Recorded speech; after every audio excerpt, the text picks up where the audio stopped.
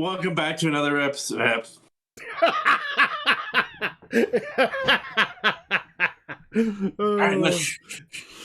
Okay. Welcome back, everybody, to the Breakdown Podcast YouTube channel. My name's Corey, and in this video, we are going to be discussing the latest episode of Superman and Lois. And with me today, I've got my partner. It's Vic. That's me. What's going on, everybody? What's happening, Corey? Yeah. Nothing much. Before we get into this, we do want to let you know we do our shows live every Tuesday on Twitch at 7 p.m.-ish Eastern. Just go to twitch.tv/MillerKing_51. The link is going to be in the description down below. Join us. We're currently talking, let's see, this week we're going to be talking Flash and the first five episodes of He-Man. So come join the chat and hear our thoughts on both of those. So let's just, we got that out of the way. Let's break it down. That was interesting transition there, myself. Yeah, thank you. So, I've been practicing. Everyone, welcome back. This episode of Superman and Lois almost did it, but I saved it. It is episode number 13, Failsafe. In this episode, we have the aftermath of the showdown between Talro, Superman, and John Henry Iron. In this episode, the DOD is trying to track down Leslie Lar because she is the last of the rogue Kryptonian hybrids that remains. And no one can seem to find her, so she's hiding out somewhere, but she ends up doing the dumb thing and tries to attack the DOD in order to free Talro, aka Morgan Edge. Yes. And Superman and John Henry Iron just beat the crap out of her. Yeah. And they have a little bit of a bro moment, so it was kind of cool. It's kind of cool. They do. I got to say, with that, I think that kind of, for me, it helped like his character more. John Henry Iron? Yeah. Okay. Because not that, when he first came into the show, we were skeptical. We didn't know what to think. And then we're like, okay, can we trust him? Right. As the show has progressed, it's been a progression of, I think, how the viewers would like him. And for me, I'm in now. I like this. I think the character is much more likable than he was in the very beginning, and so saying this, I was glad to see, and and I think it's also helping to build kind of a Super Friends type of environment again. It's I may be shooting long shot here. I'm gonna say Justice League more than Super Friends. Yeah. Well, that's what I mean. Kind of like a team. Because before this, we thought we were just going to Superman and that's it. Right. Green Arrow's off somewhere. Well, Green Arrow's dead. Flash is off in his own thing. Everybody. So, but I like seeing teams. Yeah. Seeing just like one character all the time kind of gets a little boring. So with that said, I have a question for you then, with that statement being made. Do you feel like Avengers has molded us into that archetype of wanting to see that rather than just the individual superheroes? Because as far as it goes, CW has been doing the individual superhero storylines forever at this point, starting with Smallville and all of those moving up, where team-ups haven't really been a thing except for like a special episode here and there. But it seems like now you can't have a standalone without it building into a team compilation kind of thing, to where it becomes a bigger thing, that more people seem to like that. And I feel like, to me, that Avengers has kind of pushed us into always wanting that, because we want more superheroes. See, I don't know which came first, because I feel like the writing has gotten to the point where we long for the team ups, because the writing for individual characters by themselves is getting stale and it's getting boring. And it's like they've lost their way on what they're doing. And then so that makes the viewers go, I can't wait for a team up, because it's going to be a change of pace. Right. Now, at the same time, are the writers going, as far as team ups go, they're always trying to, I don't think they're really pushing it down our throats. I think with DC, I think as far as the movies go, I think they went the wrong route with it. I think they rushed it too quick because they saw what Marvel did, right. and like, we got to do that. But you can't. That's not the way to go about it. Right. You have to establish the characters and get us to like them. Sure, we know who the characters are, but you have to do some build up. And I think with like Superman, we've seen so many incarnations of him. I think we're at the point now where it's like, yeah, I think we'd rather see him just in team up, situations. At least that's me personally, because we've seen so many different. We saw the Christopher Reeves, we saw Superman and Lois, or we're seeing it now. Lois and Clark, Smallville. It's kind of. I kind of like him better in the group ups. It's time for us to. We don't need to spend so much time in the background, but that's kind of getting away from the point of the question. Yeah. It's hard for me to say. It's hard for me to say.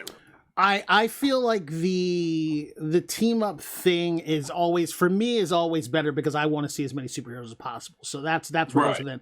But what you said does actually ring a little bit better when it comes to DC. DC almost needs to do it because to me the writing for individual stories is lacking the strength that individual stories have with, say, like Loki and WandaVision and that kind of thing. Because at this point, now we have something to compare it to. They're like none of these shows, save Superman's, this one's doing well.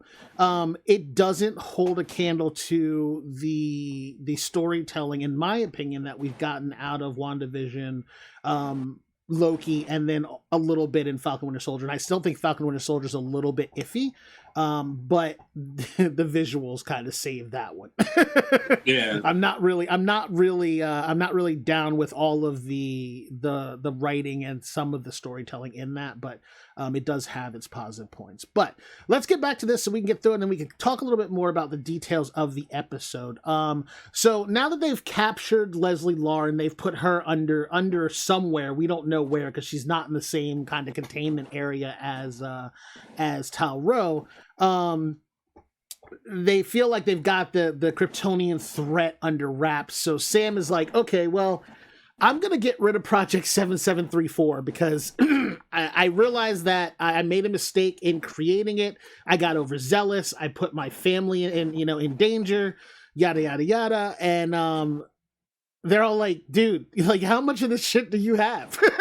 Like, why do you have so much so fast? Because it's literally only been like maybe 3 months since he started this program. And all of a sudden he just has this massive stockpile of kryptonite, all these weapons, all this stuff. I'm like, dude, you went hard in. Like, I don't know how you got congressional approval that quickly, but come on. It's a hell of an assembly line. Yeah, so they're just busting through there like what's her name? Lucy. Yeah. And of course, in the chocolates. Of course, Lois is down. Lois is like, all right, yeah, let's get rid of this shit. Like, stop trying to kill my man. And Superman eventually is like, if there's a chance that I could, like, do this again. And if I do, like, what the hell are you guys planning on doing? Like, John Henry Irons may not always be around to save your guys' asses. And he doesn't have another one of those stupid, like, super nukes for Kryptonians. So, like, if you get rid of this stuff, then, like, there's nothing to save humankind from the Kryptonians.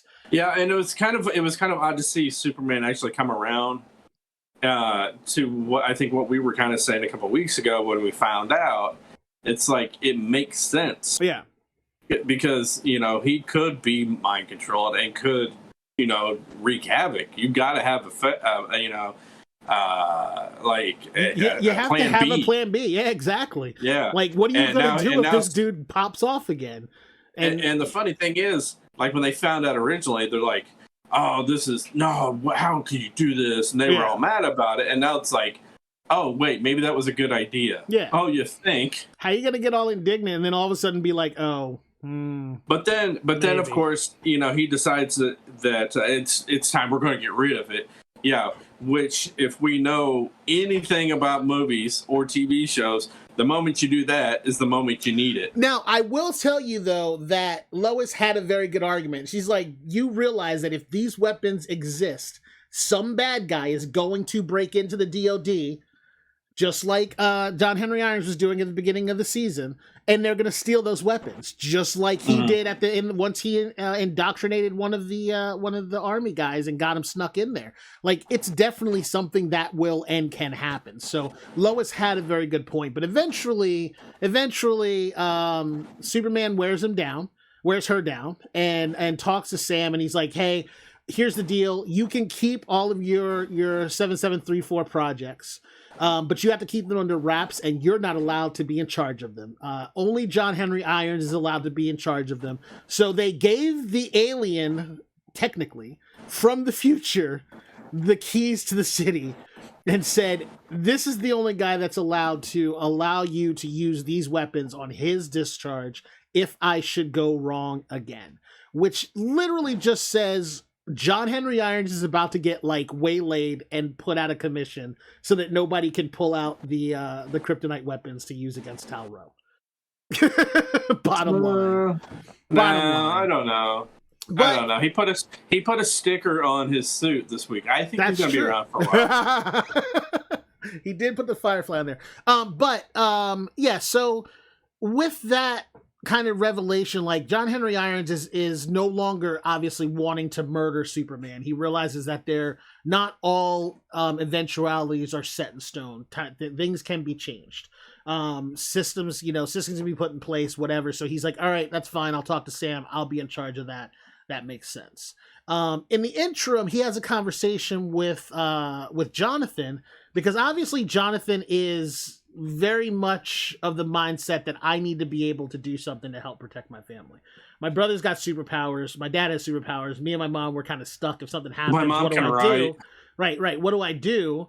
And he's like, well, you're not always stuck. I'm just an ordinary guy. Like, yeah, with a billion IQ, you're not an ordinary guy. You built a suit. You and your daughter built the super suit that took out Superman. you came from another Earth. Which, speaking of super suits, in a vehicle that you created. Right. Which, speaking of super suits, that conversation we had about the Iron Man suits. Literally, yes. When he's like, "All right, get the suit ready," and she's like downloading into armor. Literally, it's just Iron Man. Like, they didn't even try to hide it at this point. And even when they take out Leslie Lar and he lands, like, did you notice he had like ankle like attachments around his ankles? Like, it was just crazy. I'm like, yeah, this is just Iron Man. I'm not down with this. Make him the actual, like, upgrade his suit so it becomes a suit and not like a suit of armor. Like, it needs to be him and not like all of this crazy stuff. I'm sure it will. Give it some time. They're going to go through. This was version 2 of the suit. That way, because we got to remember, we could figure toys into this. So there's version 2 of the suit that you could sell. Now, give it a couple episodes, you'll have a different version, and we can sell more toys. Right. So while all of this is going on, Lois is fighting an internal battle with the Smallville Gazette, or whatever the hell they are. And her boss is like, you need to get a quote from your dad. I need you to do this. You need to do this or else. And, why are you not doing this? And she's like, I can't do that. Like, they usually release it. I can't get it ahead of time. I can't use my position as his daughter to make him do something. And she's like, well, you can do it when you need to do it. I'm like, oh, I'm tired of this conversation already. Like, I don't know who you think you are, but just because you want the story doesn't necessarily mean you get the story just because you have an inside source. Like, and then she throws a fit at Lois, when on top of that, she was the one like, Lois, you have to stop. You need to slow down. Don't do this. Blah, blah, blah, blah. Like 4 episodes ago, because she didn't want to get in trouble with Morgan Edge. Well, here's the thing. I think I saw somewhere where she's going to be a full-time cast member. Oh, really? So this was probably the introduction to the start of, the start of that full-time thing. So that's why, I don't know. Maybe they're putting more of a, making her a little bit more heel-ish, if you will. But you know what's going to happen? They're going to go the route of Flash and you know how Flash has like the Star Reporter or whatever it is. They're gonna end up with Lois, Chrissy, and Lana running that newspaper, and then making this big thing, and it becomes the next Catco. It's gonna be ridiculous.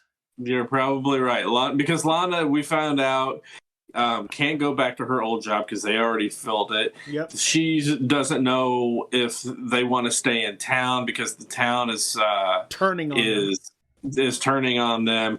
Her husband can't keep his job, he's kind of on a leave of absence. Yeah. I'm like, all right, at least tell the dude, hey, we're going to put you on a paid leave of absence. Like, it's not like it's not like it's his fault. It's not like all the other people in that town who volunteered, aside from the first 5, to do this. Like, are they all getting fucking, like waylaid by the public? Because it's not only them that did this. Like, there was an entire population of Smallville that was involved in this. It wasn't and so she doesn't know what to do. And I foresee her probably going to work for the paper as well. Yeah, because she doesn't have anything to do, and she wants to, what else is there? And I think what'll end up happening. Yeah, I think what'll end up happening is they're going to do this story because though Lois can't write the story again because she's, as she stated, she can't be objective about it because her father and her family are involved. So I get that. As a writer, she shouldn't do it because it's not going to look right. So she leaks the information, the off-record information about the conversation she had with her father to Chrissy, so Chrissy can then turn around and write the story along with whatever the Cushings are going through are probably going to be thrown in there in order to put the mayor on blast who lied.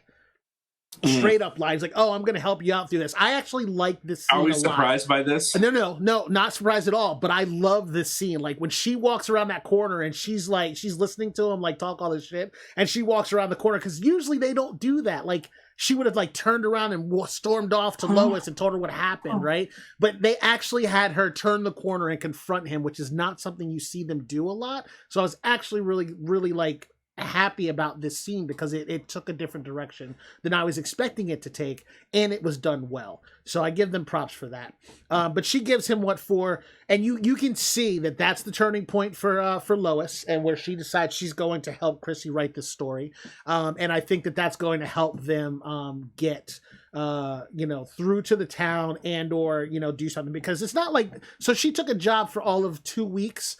And all of a sudden, she's the worst person in town when she's been helping the people in this town forever. So, it doesn't make any sense that they should just flip on her like that. No, it doesn't really. I don't. All you can chalk that up is to writing not knowing what to do with them at this point. So on the kids' side of Superman and Lois, both boys decide that because of the school, I guess, informational meeting assembly that's been called to discuss everything that's going on, Cushing girl and the Kent boys, and I don't know whoever that other girl is, the Priss that Sam told her not to talk to, not Sam, Samantha, that she told him not to talk to. That girl was just some random girl we've never seen before that unless you weren't paying attention you would have realized that she had nefarious reasons for being with him. She what's the word I'm looking for her? Hold on, let me think it through here. So she is a clout thought. She's just looking for clout. She wants the inside story of what's going on. She's been throwing eyes at Jonathan for weeks now because he's the new interesting kid. And Samantha's been like, hey, don't mess with her because she's trouble. And she's been throwing the eyes at him, giving him these suggestive little conversations, and he fell for it this time. And she's like, hey, you want to get out of here? He's like, yeah. So he takes off with her, and she starts milking him for information. And he's like, really? That's why you invited me out here, so you could get the inside story? So because somebody needed to tell the story, and you think that should be you? I was like, good on you. Thank you for not making this a stupid scene. Yeah, I'm really glad that they went this direction. because if they had gone the other direction where he's just like, oh, okay, here you go, I'll tell you everything. My dad's Superman. Yeah.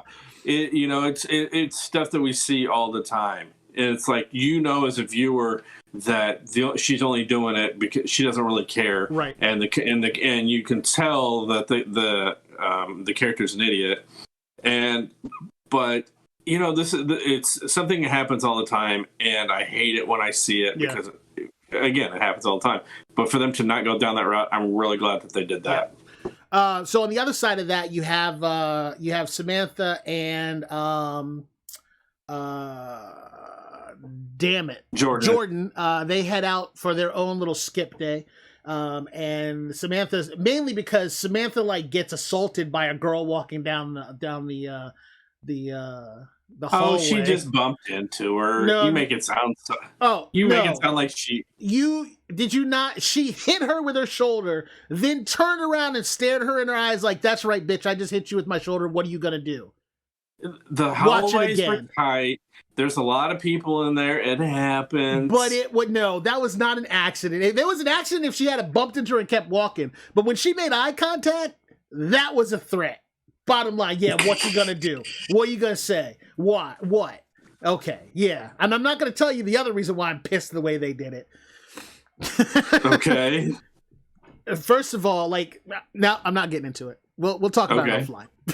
Okay. But anyway, they decide, she's like, I can't deal with this today, and she leaves, and of course, Jordan goes with her, and they go to her favorite place, which is some, a little lake. And they're sitting there talking, and he's like, hey, I'm never gonna let anything happen, me and my brother are gonna be here for you if you ever need us, da da da. And she's like, oh, you should kiss me now. And as they go in for it, this kid can't catch a break. they're getting in a phase 3 of that kiss, and cop out of nowhere. They had to walk all the way down from fucking the middle of nowhere to get there. That cop just pulls up right there. I'm like, why would you have even gone down that road? It was this back alley fucking thing, and you just decide, I'm just going to go and check this out, whatever. Yeah, I don't like this. I thought this was dumb, because why would those police officers be there in the first place?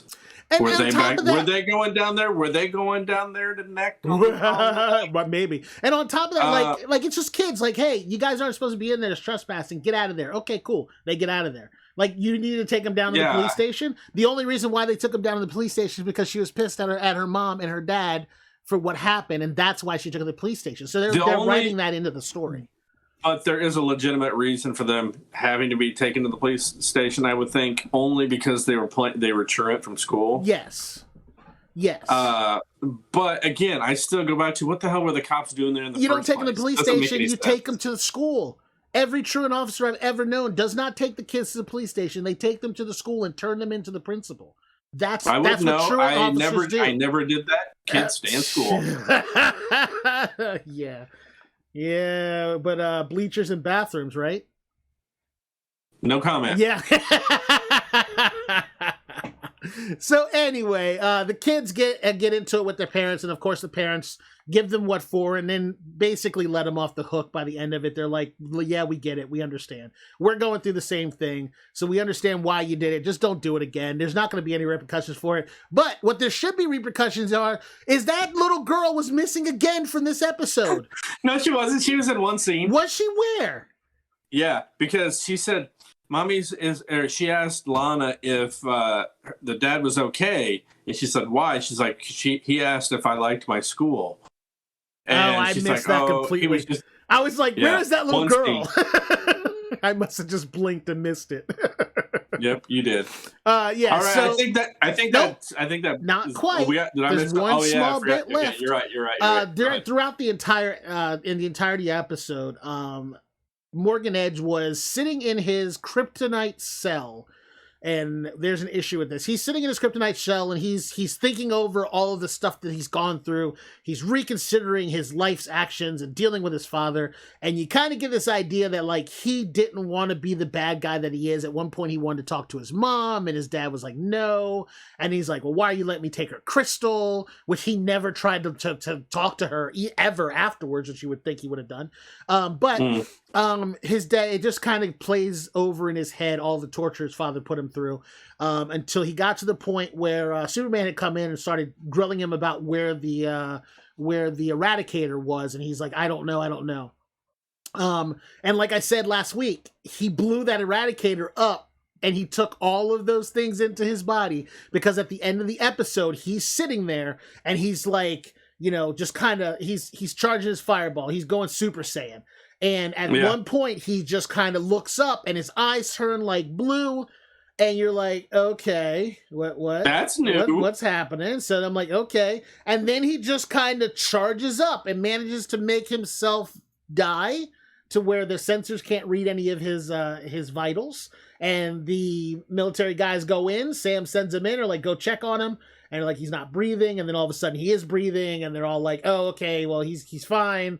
And then he just Super Saiyan powers up and explodes the kryptonite box that he was being kept in. I'm like, okay, so why is it that for him, kryptonite doesn't affect him the same way it affects Superman, which completely weakens him, causes him pain and anguish. And he's just kind of sitting there like, all right, whatever, I'm getting a green suntan. It should, by the groundwork that they've laid out. Right. But he busts out, destroys the whole thing, and I'm only going to assume that they're going to say because of the collective power of all of the Kryptonians that are in his body now, he's able to overpower kryptonite, which means you just wrote a chink in the plot armor that you're not going to be able to defeat him.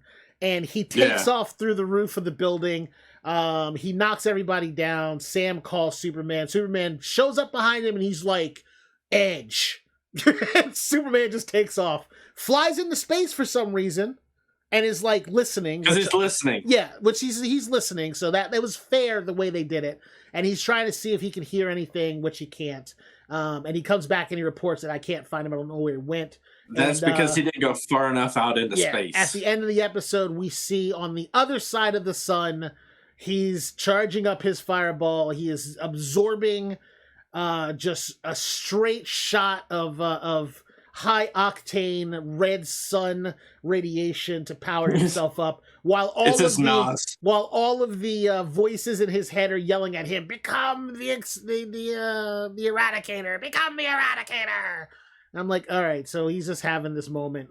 He needs to take a pill, and his father's last words are that you need to become who you were made to be, or it'll be your fault that the Kryptonian race disappears. Like, well, no, actually, because Superman had 2 kids, so technically they're part Kryptonian, so Kryptonians live on, and their kids have kids, and those Kryptonians, like, they're still part Kryptonian. I mean, you put 1 drip of Kryptonian in the ink, and it's Kryptonian, right? That's how it works here now. I mean, that's just the rule. So. That's the way it works. We got it covered, dude. We don't need you anymore. But that's how the episode ends, with nobody really knowing what's going to happen next for anybody. A lot of speculation on our part. Obviously, this big, giant story that's going to come out. Is Val-Rho going to destroy the Earth? Obviously, Superman and John Henry Irons are going to have to use the 7734 projects in order to stop him. And the kids are going to keep being kids, and that's where we're at. So, yeah, I don't really have any complaints about this episode. Yeah. It wasn't too bad. I didn't really feel like it was a filler episode either. Yeah, so. It was a little expositional for me, but components of it were strong. Mm-hmm. And that's all I need. You give me a couple good components, I can look over the miscellaneous small stupidities that I think are in there. But I think when it really comes down to it, it was a solid episode. So we'll see where it runs out next week. Next week's episode is the Eradicator, and it's the penultimate episode. We have 2 episodes left, and obviously the Eradicator is referring to to WWF wrestler from the 1980s, the Eradicator. Really, that's a thing. Okay, but no, it I just made refers it to up. Valro, obviously, and then the episode 15 is Last Son of Krypton, which probably means Valro's going to get his ass whipped, and at least Superman is the last son of Krypton. Kind of give it away with the title. Yeah. So let's see if we read into that properly. But Tom Cavanaugh is directing that final episode. So interesting. All right. Well, we are going to say thank you for watching, and we hope you enjoyed it. Again, be sure to check out the live show on Twitch at 7 p.m. on Tuesdays, twitch.tv/MillerKing_51. The link is down below. While you're looking down there, if you wouldn't mind hitting the subscribe button and give us a thumbs up as well too. Leave us some comments. Let us know what you think and give us your thoughts. So and we do thank the other commenters on the previous episodes as well. So thanks for watching. On behalf of Vic, that's me. We'll talk to you next time. See ya. See ya.